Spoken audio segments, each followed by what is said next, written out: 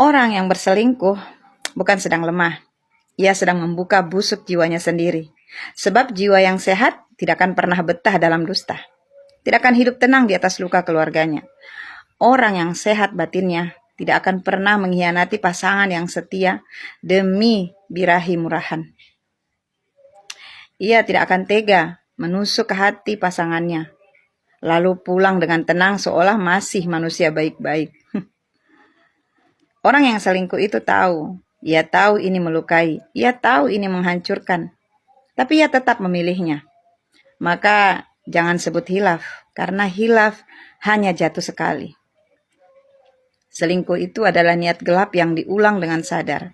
Ia pulang membawa wajah biasa, tapi di belakangnya ada hati pasangan yang ia sembeli perlahan, yang ia rusak. Bukan hanya janji, ia merusak tatanan, merusak harga diri. Ia juga melukai anak-anak tanpa perlu menyentuh. Cukup dengan membuat rumah penuh racun dan retak. Rumah tangga yang dibangun dengan sabar dan setia ia tenggelamkan sendiri demi hawa nafsunya yang hina. Itulah orang yang jiwanya sakit.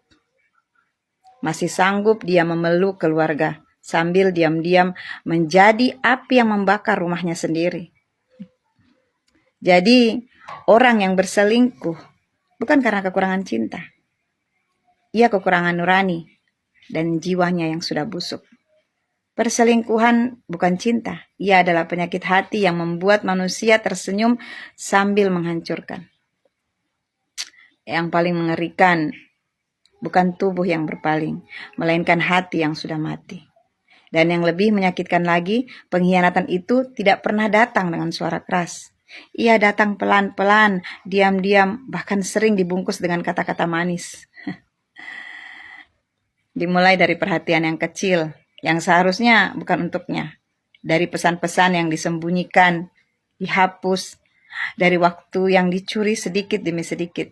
Hingga akhirnya yang awalnya hanya sekedar berubah menjadi kebiasaan. Dan kebiasaan berubah menjadi pengkhianatan yang utuh. Seseorang yang berselingkuh seringkali pandai memainkan peran. Di depan keluarga ia tampak utuh, tampak setia, tampak baik, tampak tidak ada yang berubah. Tapi di belakang ia sedang meruntuhkan semuanya. Ia menciptakan dua dunia, dua wajah, dua cerita. Dan yang paling tragis, ia memaksa orang yang mencintainya hidup dalam kebohongan yang tidak pernah ia pilih. Tidak ada perselingkuhan yang terjadi tanpa keputusan. Tidak ada juga pengkhianatan yang terjadi tanpa kesadaran. Setiap langkahnya adalah pilihan. Setiap pesan yang dikirim adalah keputusan. Setiap pertemuan yang disembunyikan adalah bentuk keberanian untuk melukai. Dan bagi yang disakiti, luka itu bukan hanya tentang kehilangan kepercayaan. Luka itu merambat ke harga diri, ke rasa aman, ke cara memandang diri sendiri. Ia bertanya-tanya, apa yang kurang dari diriku? Padahal jawabannya bukan ada pada dirinya. Kesalahan itu bukan karena ia tidak cukup, tapi karena ada hati yang tidak mampu menjaga apa yang sudah dia miliki. Anak-anak pun pasti merasakannya, meski mereka tidak selalu mengerti. Mereka tumbuh dalam rumah yang kehilangan hangatnya, dalam suasana yang tidak lagi utuh. Dan tanpa sadar, luka itu bisa ikut mereka bawa sampai dewasa. Karena itu, perselingkuhan bukan hanya tentang dua orang yang berkhianat. Ia adalah kehancuran yang merembet, yang menghancurkan lebih banyak dari yang terlihat. Ia merusak kepercayaan, menghancurkan ketulusan, dan meninggalkan bekas yang tidak mudah disembuhkan. Pada akhirnya, yang diuji dalam sebuah hubungan bukan hanya cinta, tapi juga komitmen, integritas, dan tanggung jawab. Setia bukan tentang tidak punya kesempatan untuk selingkuh, tapi tentang memilih untuk tidak melakukannya, meskipun ada kesempatan.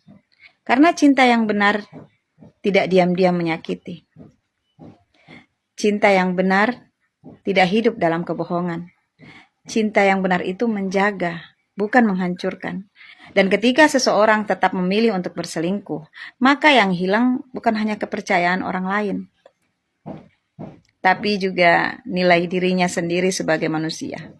Karena sejatinya yang ia hancurkan bukan hanya hubungan, tapi juga dirinya sendiri, perlahan tanpa ia sadari.